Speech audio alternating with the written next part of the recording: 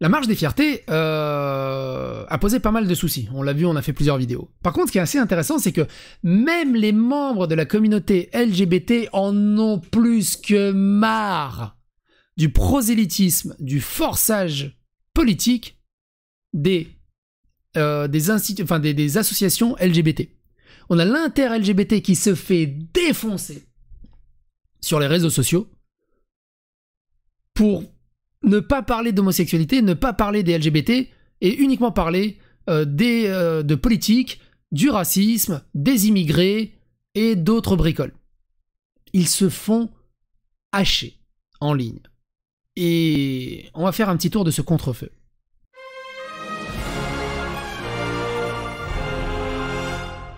Attention, please. Comme vous pouvez le voir, on va dézoomer un peu. Comme vous pouvez le voir, l'inter-LGBT avait tweeté. Cette année encore, nous dénonçons l'inaction gouvernementale contre les LGBT-phobies, la politique raciste visant les personnes migrantes, ses postures transphobes, putophobes, sérophobes et ce tapis rouge déroulé à l'extrême droite. On va regarder les citations, vous allez voir, c'est assez intéressant. La tête de cortège sera représentée par les communautés les plus exposées et discriminées. Les personnes migrantes. Donc c'est un groupe LGBT. Au lieu de mettre des homosexuels, des lesbiennes, des bi, personnes migrantes. Vous voulez rentrer en France, vous voulez être défendu, soyez migrant, enfin soyez LGBT. Des trans, des travailleurs du sexe et les PVVIH, donc c'est pas les... Alors, les PVVIH, pareil, c'est un abus de langage, c'est pas les personnes atteintes de VIH ou les personnes qui ont le sida, non, c'est les personnes véhiculant le VIH. Ouvrant la marche des fiertés. Et donc, c'est les migrants, les trans, les TDS et les PVVIH qui ouvrent la marche des fiertés. Les homosexuels, les bi, les lesbiennes, rien à battre. C'est pas leur combat. Pour exprimer leur colère face aux violences systémiques qu'elles subissent au quotidien. À demain. Pareil, on va regarder les citations à ce tweet également. Ça va être intéressant. On va revenir au tweet précédent.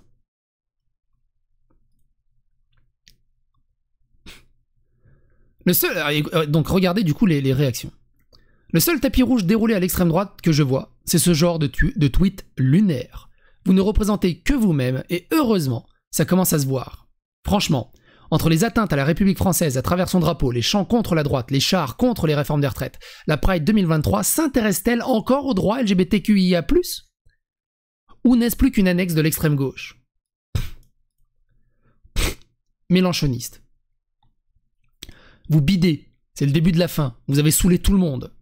Au vu de l'échec et des critiques, vous voulez pas vous remettre en question? Nous dénonçons votre destruction de la marche des fiertés, d'une fête solidaire et bon enfant. Vous nous imposez une marche fade, sans saveur, digne des rassemblements post-attentat. Qui représentez-vous? Pas certain que d'avoir sponsorisé la Pride par LFI, Europe Écologie Les Verts et la CGT ait été la meilleure idée. La récupération de cette année ne passe pas. Vous tuez l'ADN de cette marche.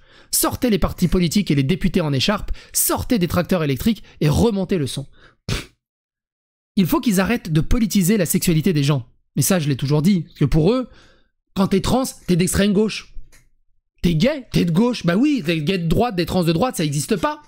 T'imagines le pourcentage de population qu'ils déshumanisent et qu'ils invisibilisent avec une telle politisation dans un endroit où la politisation n'a rien à foutre. Le nombre de commentaires que je mange sur les réseaux sociaux et même sur les YouTube, quand je parle des LGBT, des trans et tout ça, direct, il y a le commentaire des gros gamins qui jouent à la panique morale et dit « Ah ouais, et ça se dit apolitique, ça se voit bien que t'es d'extrême droite !» Mais qu'est-ce que tu viens foutre les orientations sexuelles dans le jeu politique? Alors oui. On l'a vu notamment avec Léo, qui explique qu'elle a fait sa transition comme un acte militant, un acte politique. Il y a des gens qui deviennent gays, homo, par pur acte politique, mais bon, ça reste une minorité d'allumés. La grande majorité veulent juste vivre normalement. Et moi, je défends justement leur valeur à vivre normalement et à pas se faire instrumentaliser par ces gens-là. Il faut démontrer et montrer toutes ces dérives. C'est pour votre bien à tous les LGBT. Plus vous dénoncerez ces actions et ces récupérations ad nauseam et honteuses, et plus ça se passera bien. Parce que là, c'est tellement contre-productif. Mais regardez la suite. Vu comment le gouvernement bichonne les journalistes, difficile de les accuser d'être putophobes. Bonjour, concernant la marche d'aujourd'hui sur Paris, y a-t-il une zone ou un endroit de rendez-vous pour les personnes en situation de handicap où je peux déposer une personne? Merci des réponses. Urgent SVP, ils s'en foutent hein, de ça aussi. J'ai visiblement bien fait de changer mes plans et de ne pas y aller. Camoulox. Je voulais d'une pride politique. Je n'ai entendu aucun discours et n'ai fait aucune minute de silence. Barrez-vous, vous gâchez tout. La honte pour ceux à qui c'était une première. Pourquoi avoir retiré les chars au nom de l'écologie? Il faut savoir que ça existe des chars électriques. Pour en arriver là, la légende raconte que les groupes attendent toujours sur la place de la Nation. Heureusement ils ont de la musique grâce aux chars des jeunes écolos. Stop à vos délires, vous vous croyez tout permis. Cherchez bien qui sont ceux qui ont ce type de comportement. Depuis 1993, je fais la Gay Pride, je n'ai jamais vu une marche aussi ennuyante et finalement peu revendicative. Faites revivre les chars.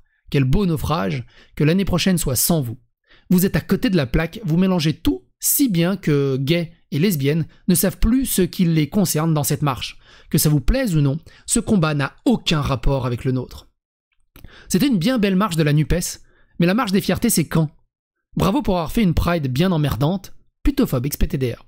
Ok, par contre c'est moyen, limite islamophobe, de diffuser de la musique dans les rues sans demander le consentement quand on sait que pour de nombreux Français la musique est haram, donc merci de corriger la prochaine édition.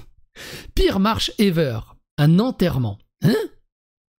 C'est pourtant tout le contraire, jamais un gouvernement n'aura fait autant contre les LGBT-phobies. Si la marche des fiertés devient une marche politique et anti-gouvernement, ça devient vraiment pathétique. Ça avait pas l'air top cette Pride visiblement, content d'être parti en province. Qu'est-ce que le gouvernement devrait faire de plus contre l'homophobie? Il me semble qu'ils essaient de contenir déjà beaucoup les obscurantistes religieux au sein de la société, mais peut-être peut-on faire mieux? À force de vouloir faire de la politique partisane, vous ne représentez plus rien. C'est d'une tristesse. Où étaient les associations, la promotion des causes qu'elles défendaient et la musique pour se différencier des manifs politiques plus amusantes? Connaissez-vous les véhicules électriques? Votre greenwashing fait oublier les fondamentaux. Entre des slogans politiques et des hackabs beuglés pendant les 3 minutes de silence, on l'a vu ça. On l'a vu dans la précédente vidéo, là-dessus. C'est au pire irrespectueux pour tous nos morts. Sinon, c'est la parfaite illustration de cette marche cette année, où les propos d'exclusion ont été le tapis rouge déroulé à l'extrême gauche. Je ne vois pas en quoi l'immigration, la politique et le racisme est en rapport avec la marche des fiertés. Les causes des LGBT+++ ne devient rien d'autre qu'une cause sectaire et wokisme buvant les paroles de la NUPES. On a fait dans la vidéo précédente, hein, quand aussi pareil les LGBT ont arraché un drapeau français sous l'acclamation, où ils éructaient de joie. On est passé pour des clowns dans le monde entier. Le tweet qui fait tout pour exclure, objectif atteint, vivement vos réunions dans un bar à chicha. Et les citations, c'est pas mieux. La Pride initialement est fait pour commémorer chaque année l'événement qu'il y a eu en 69 avec les émeutes de Stonewall. Ce qui a permis au fil des années d'ouvrir un certain droit aux minorités LGBT, cet événement doit rester un moment de partage et de festivité. Par contre, on n'énonce plus l'homophobie, c'est fini, il n'y a plus besoin. Dites-vous là qu'il y a des gens qui se sont battus toute leur vie pour être respectés et considérés, et maintenant ils se font mettre à la porte de leur propre mouvement, parce que quelqu'un a décrété que les personnes LGBT devaient tous avoir la même identité politique. Ils sont tous de gauche, t'es de droite, t'as rien à foutre là. Que tu le veuilles ou non, la Pride, ils ont insulté aussi Philippot, je sais plus ce qu'il disait, mais il est gay. La Pride, il devrait marcher même aux côtés de Philippot. On s'en fout de la politique. C'est l'orientation sexuelle qui prévaut. Ils ont peut-être pas... Ils ont la même passion, mais pas le même maillot. Pour citer un grand philosophe. La confiscation des combats LGBT par une poignée de woke sectaires produit inexorablement ses effets. La lutte contre l'homophobie est devenue secondaire. Il n'y a plus que pour les trans, les racisés et les migrants des ravages de l'intersectionnalité. Les commentaires et les contre-tweets sont priceless, lol. Ils se font défoncer dans les commentaires et c'est mérité. N'est-ce pas vous qui déroulez le tapis rouge à l'extrême droite avec vos positions de plus en plus radicales? De moins en moins de gays se sentent représentés par vos positions, par vos discours et par vos cachons cette homophobie des banlieues, vous nous protégez de moins en moins. L'an dernier, on s'est payé des gauchistes qui nous hurlaient l'Élysée en feu, les violeurs au milieu, en nous empêchant d'avancer. Maintenant, l'inter-LGBT participe à ce délire. Pride raté, bien fait. C'est un fait. En 2023, l'inter-LGBT lutte contre tout, sauf l'homophobie. C'est l'inclusivité absolue, par l'exclusion de tous. Naufrage d'une politique de l'absurde qui ne profite qu'aux ennemis de la diversité. Cette année encore, je dénonce le désengagement des associations LGBT dans la lutte contre l'homophobie, qui concerne les gays et les lesbiennes et la biphobie, et ce tapis rouge déroulé à des militants radicaux intolérants et parfois même homophobes. Après avoir mis la main sur la marche pour les droits des femmes du 9 mars, diviser le mouvement féministe, exclut les universalistes et laïcs, c'est au tour de la Gay Pride de se rabougrir et d'exclure. Bien joué les intersectionnels, vous tuez les causes que vous préemptez. Bref. Comme on a vu aussi avec Target, avec Starbucks, avec la NHL, avec je sais plus qui, avec Bud Light. La Pride est devenue toxique, même les LGBT s'en rendent compte. On verra bien ce que ça va donner. Quoi qu'il en soit, n'hésitez pas à donner votre avis et votre opinion dans les commentaires, et à bientôt pour d'autres aventures.